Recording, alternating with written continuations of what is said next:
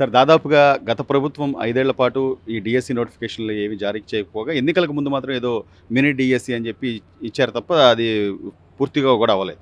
So ఈసారి కూటమి ప్రభుత్వం వచ్చిన తర్వాత వాళ్ళు ఏదైతే ఎన్నికల హామీలో భాగంగా మెగా డీఎస్సీ ఇస్తామో అలాగే కొన్ని వేల పోస్టులు భర్తీ చేస్తాం అన్నట్టుగానే 16,347 పోస్టులకి నిన్న తాజాగా నోటిఫికేషన్ జారీ చేశారు.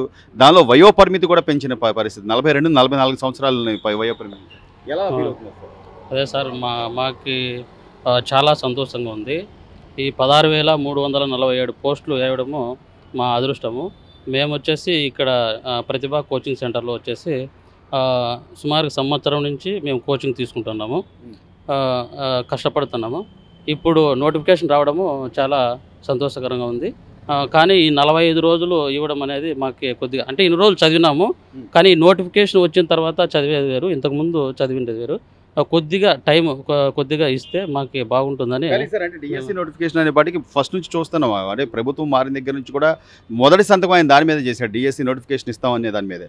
సో కొన్ని వాయిదాలు పడ్డప్పటికీ కూడా దాదాపు 10 నెలలు పైనే వాయిదా పడి ఇప్పుడు నోటిఫికేషన్ ఇవ్వడం అనేది అంటే చాలా వరకు ప్రిపేర్ అయ్యే ఉన్నారు కదా చాలా మంది. ప్రిపేర్ అయ్యే ఉండాము. హ్మ్.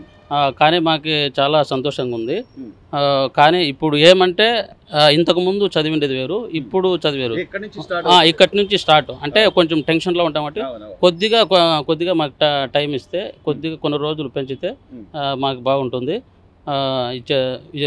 ఈ నోటిఫికేషన్ వేసిన చంద్రబాబు నాయుడు గారికి, విద్యాశాఖ మంత్రి లోకేష్ గారికి మా తరపున కృతజ్ఞతను తెలియజేస్తున్నాను. 42 సంవత్సరాలు వయసును కూడా ఇంకో 2 సంవత్సరాలు అదనంగా పెంచి ఎవరైతే బ్యాక్వర్డ్ సంబంధించినటువంటి ఎంతోమంది ఆశావాహులు ఉన్నారు ఈ డిఎస్సి పోస్టుల గురించి చాలా ఆశలు పెట్టుకున్న వాళ్ళకి మీరేం చెప్తారు?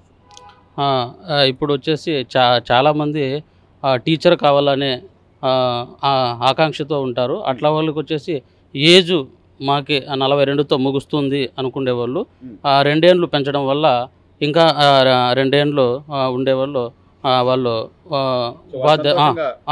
ఉపాధ్యాయులుగా కావడానికి వాళ్ళు సంతోషము వ్యక్తం చేస్తున్నారు. సో మీ వయసు సార్ మీరు ఎప్పటి నుంచి మా వయసు వచ్చేసి 37. నేను వచ్చే సంవత్సరం నుంచి మేము ఇక్కడే కోచింగ్ తీసుకుంటున్నాము. ఇక్కడే హాస్టల్లో ఉండి ఇక్కడే చదువుకుంటున్నాము.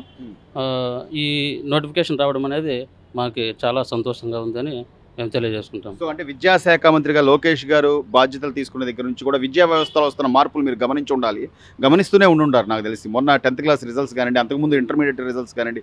సో ఆయన పనితీరు ఎలా అనిపిస్తుంది సార్?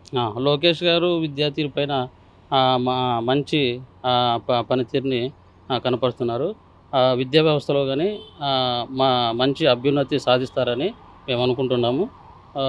మేము ఈ నోటిఫికేషన్ వచ్చిన తర్వాత ఉపాధ్యాయులుగా రాణించి నెక్స్ట్ విద్యార్థులకు మంచి న్యాయం చేస్తామని మేము అనుకుంటున్నాము.